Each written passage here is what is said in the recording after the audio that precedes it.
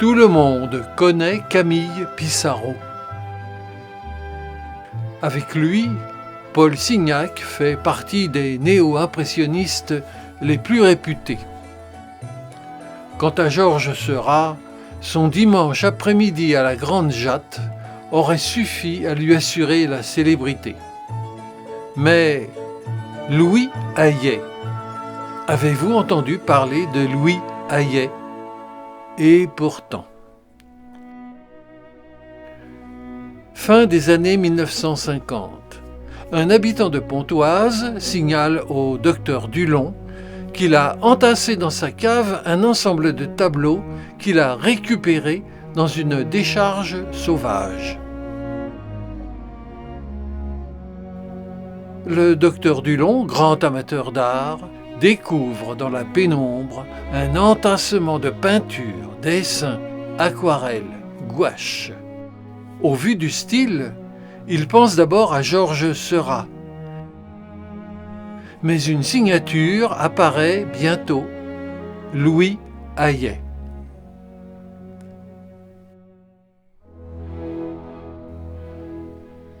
Louis Hayet est le fils de Calixte, décorateur, et de Léontine, blanchisseuse, mariée à Pontoise. Ils auront 12 enfants, 4 seulement survivront. Louis, né en 1864, fait partie des survivants. Il aura un fils, Georges, dont la maison à Pontoise jouxte le restaurant du Coq Hardy. Dans les années 1950, lorsque le patron du Coq Hardy veut agrandir son établissement, il achète la maison de Georges, y découvre au milieu de la vermine et des chats tout un fatras qu'il met à la décharge, non loin de Pontoise.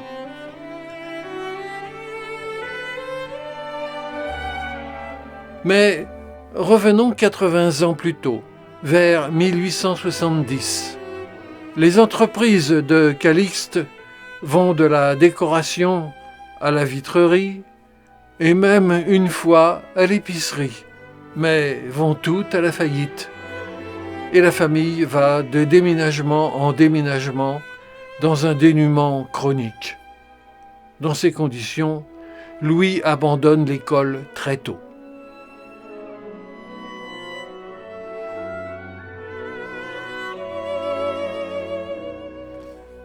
En 1877, Louis Hayet a 13 ans. Il est embauché dans une entreprise de décors de théâtre, milieu qu'il ne quittera plus jusqu'à la retraite.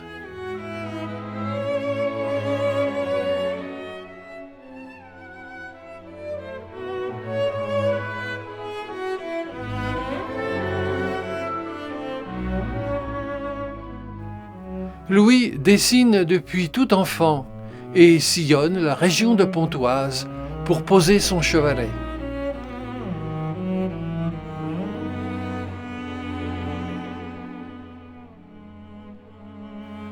Un jour de 1883, il s'arrête à l'Ermitage, un quartier de Pontoise, devant une fenêtre où un tableau est exposé.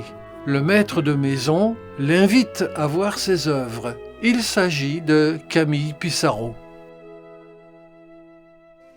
Ici, nous sommes amenés à parler d'un phénomène qui se produit parfois, à savoir que sans concertation, des artistes peuvent effectuer la même démarche au même moment.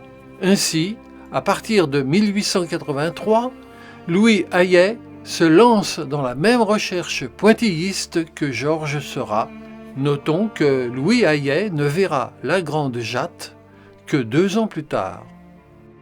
Mieux, Louis Hayet fait des recherches encore plus poussées que celles de Seurat dans le domaine de la touche et celui de la relation entre lumière et couleur. Avec la halle au grain, qui deviendra plus tard la bourse du commerce, il essaie les hachures. Avec le ciel sur la ville et le ciel part en gris, il pose des taches rondes sur la toile.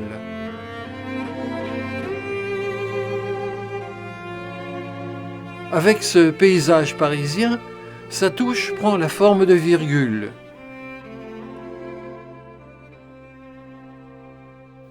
Enfin, avec des tableaux comme ce paysage de montagne, on est en plein dans le pointillisme, terme auquel les peintres du groupe préfèrent divisionnisme, néo-impressionnisme ou encore chromoluminescence. Et à ce sujet, Louis Hayet reprend et approfondit les recherches de Chevreul sur la lumière et les couleurs, ce qui le conduit à ses sphères chromatiques ou à un atlas des mélanges optiques. Alors, plus avancé que tous les autres pointillistes, pourquoi Louis Hayet est-il méconnu? Mystère ou conséquence logique?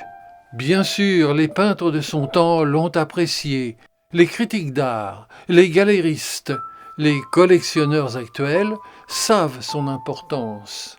Mais, trop fier, Louis Hayet a fait son propre malheur auprès du grand public.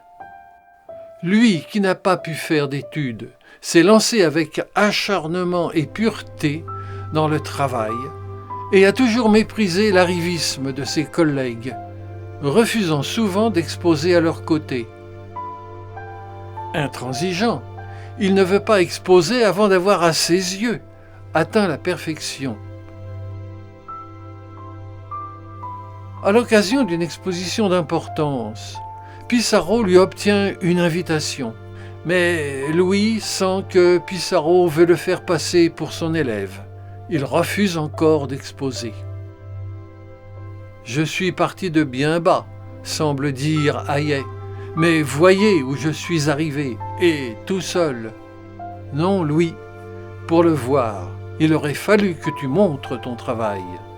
Il y aura bien quelques expositions consenties au début du XXe siècle, mais ce seront autant d'échecs, car montées toujours en dehors des instances officielles. Dès lors, Louis Hayet peint de moins en moins, et plus du tout à partir de 1930. Il se retire dans les hauteurs de Cormeilles en Parisie et décède en 1940. Admiré par les critiques de son époque, sa personnalité ombrageuse, timide et fière, son goût pour la solitude, auront condamné à l'oubli un peintre qui fut sans nul doute l'un des plus intéressants des pointillistes.